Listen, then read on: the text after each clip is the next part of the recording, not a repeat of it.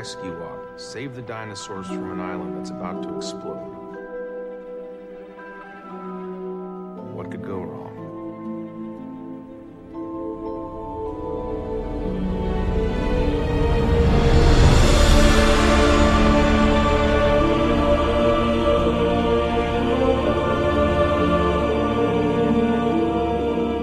Welcome to Fallen Kingdom, return Jurassic World 1 at a time. I'm Brad.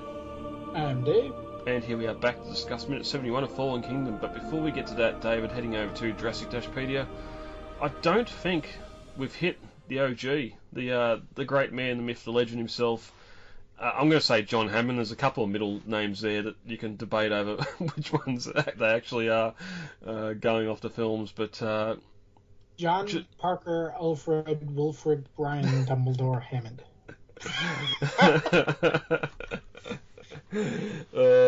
Well, if you pull Miracle from 13th Street or 31st Street or whatever it is in there, there'd be a Saint Nick in there as well. Basically, I just wanted to bring this article back to discuss the man himself. More so, what we know from the split. We're going to get some more backstory in this minute between Mills and Lockwood, which unfortunately is never really mentioned again, and it's a shame. But it appeared to have all happened over the moral implications of cloning. Mills is going to say later that it was an unholy act, or that Hammond thought it was an unholy act. Unfortunately, we don't. And it's a shame because this is all coming out of Fallen Kingdom, yet once we get to Dominion, it's not really proven that Maisie's a clone. She was grown as a fetus in a womb. Yes, that fetus may have had some genetic stuff done to it. I'd have to Google or wiki the definition of a clone, but I was under the impression that a clone would be something that's complete, like test tube baby in a lab. Well, the thing is, even with cloning technology as it was in the 1990s, you still needed to in vitro the growing embryo. So it was after insemination within like the test tubes and all that, whatever. But it still actually needed and I believe that their understanding of cloning is still that way, which is why they needed the whatever it was, that plastics company that was making the artificial eggs, and they were inseminating these dinosaur embryos into unfertilized emu and ostrich eggs in order to grow them. Yep. Yeah. Well, that was my understanding too, and I'm pretty sure even now it's a lot of those things that just can't be recreated by science. We just can't recreate the womb to or in that case, as you're describing describing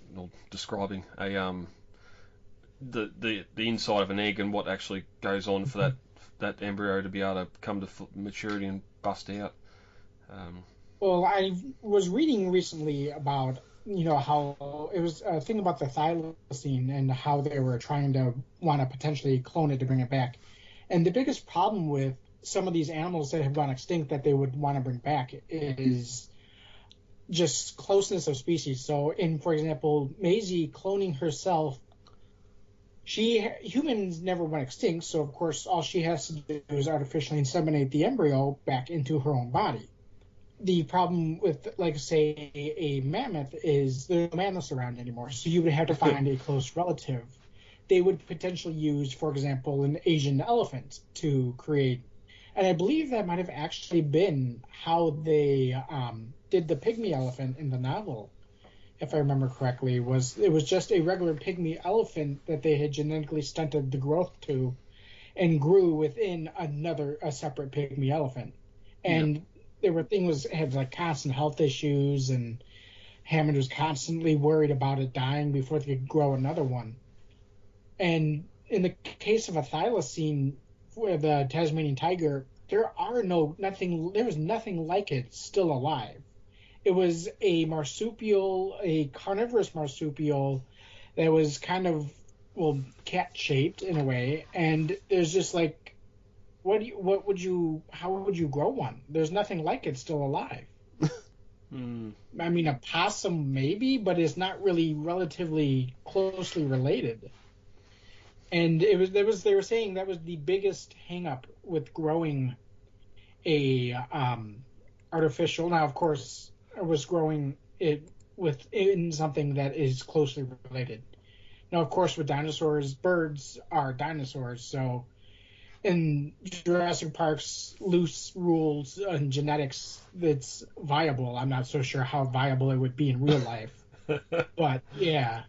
Well, then you look at something like the Spinosaur or the Baryonyx. Would it be more viable in a crocodile or an alligator egg, just because of what they their environment and what sort of animals they were? Obviously, a lot different to a Velociraptor or a T-Rex, but just life finds a way. That's all you got to say. So anyway, that was a long story short. That we don't know a lot about the actual split. Unfortunately, at the end of this minute, Lockwood's not going to be alive much longer to be able to fill it in for us either. So it's just a shame they went down this sort of route just so we can get the animals out and Maisie to feel sorry for him and then turn around and say, well, no.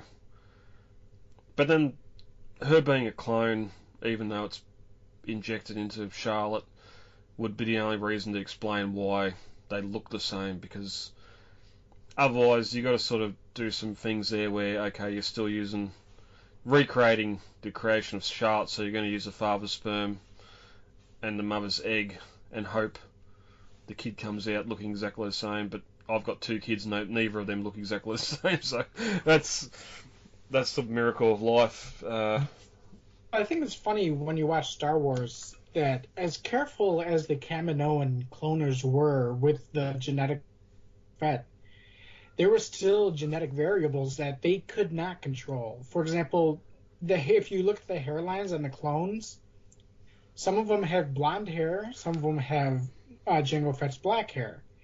There must be something in Jango Fett's genetic history that gives him blonde hair, and in some of his clones, it's that allele that gets triggered. And the Kaminoans aren't going to know that until the clone actually starts growing and actually starts growing hair. And it's not exactly a defect. It doesn't affect the clone's ability to fight in war. It's just something visually undesirable. And in other cases, as the clones age, some of them never went bald. Some of them completely go bald. Some of them go bald early. Some of them don't go bald at all. And it's just kind of the luck of the draw with how genetics are like that. You know? And some get really hairy. Big beards. We should be careful there, because there is a character that's appearing in the new episode, or new season of The Bad Batch, that also has yellow hair and was seemingly dead, or blonde hair, I should say. So we probably shouldn't talk too much about that. But I've even heard people say that maybe there's a little bit of Papa Palp's blood put in with Django's as well. But anyway, that's a different story. So yeah, that's cloning. I won't call it cloning 101 because neither of us are experts, but from what we understand, what we know, what we've heard, I don't think it's as unholy. We've brought up Dolly the sheep before. That was an early 90s thing, wasn't it? That was like 94, 93, 94, wasn't it? Or maybe a little bit later. Yeah, it was early 90s. I'm not exactly sure the time. I want to say it might have been even late 80s. I do know that the clone was deeply like Hammond's. It was 1996 they did it, and died in 2003.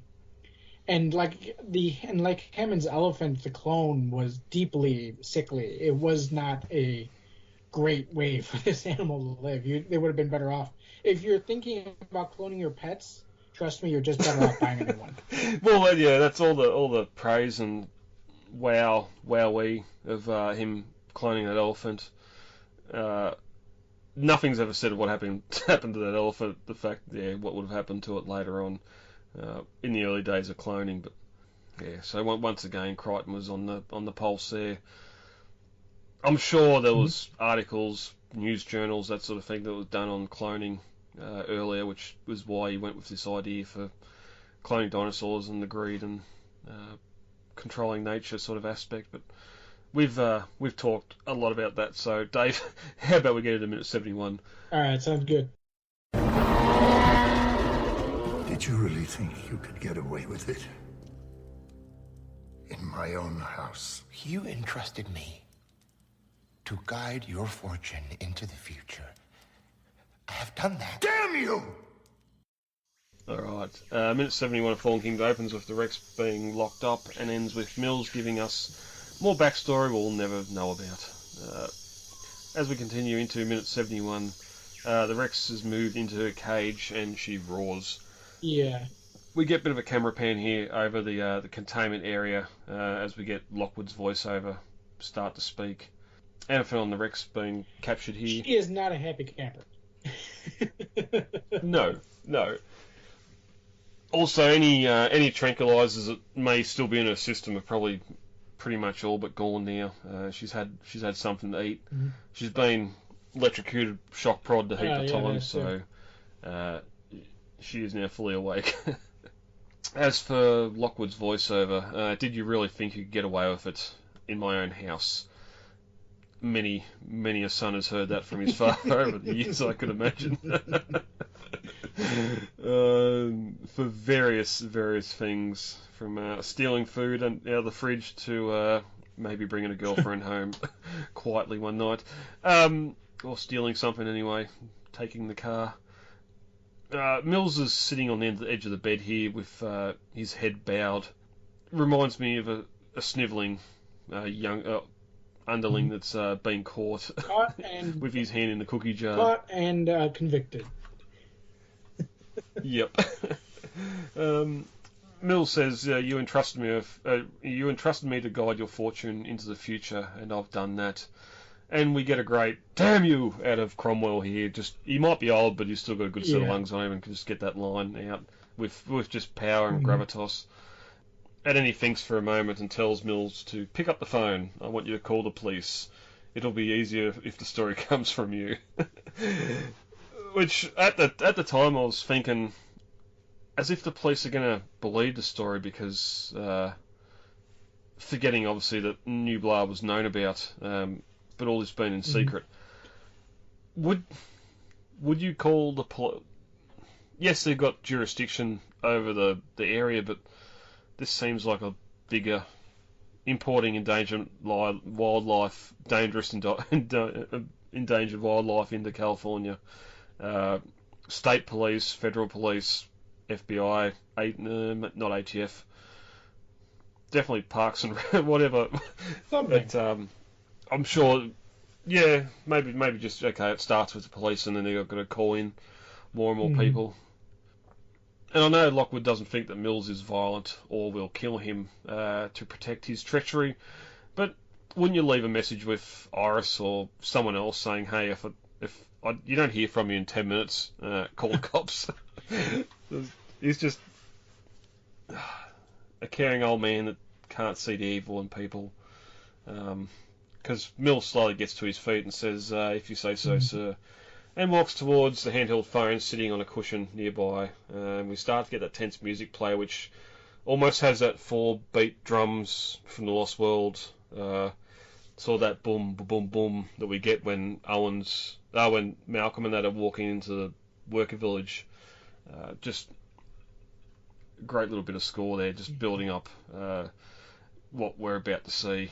Because Mill picks up the phone and tells Lockwood that he's been thinking, John Hammond was right. It was an unholy thing you did. And he puts the phone back down and just picks up the cushion by itself and turns. And we talked a little bit about this backstory before, but at this point in 2018, we assumed that it was Lockwood wanting to clone humans. At this point too, or by the end of the film, we think that Maisie's a clone.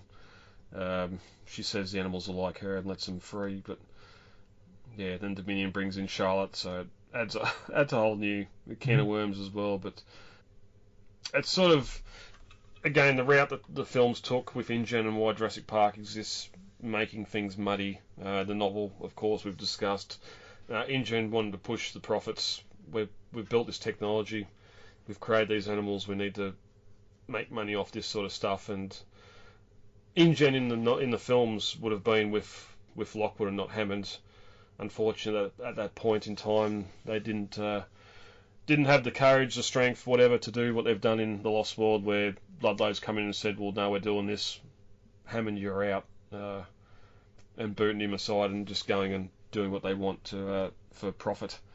But as the minute ends, he tells Lockwood, I'm not the only guilty one here, am I, sir? It's just a shame that Mills' sort of baby face, there's no fear that I feel from him. And even though he's going to put that pillow, that cushion on Lockwood's head in a minute and suffocate him, it's not something you'd expect from that character. We can talk about it next minute, but just what would happen if he did answer the phone or make the call to the police.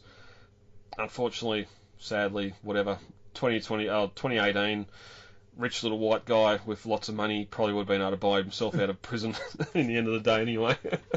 I think murder one is probably more of a jailable offence than bringing dinosaurs to the mainland. I mean, the feds do get pretty serious about their animal trafficking. Yeah, true. And they, T-Rex is going to do a lot more damage than a alligator or a Burmese python or something. But, and just look at Florida and look at all the snakes that are roaming around down there because they've been imported as pets and let free in the bayous and that. But that's it for 71, Dave. I think we've discussed that pretty well. How about we get out for the week? Sounds good.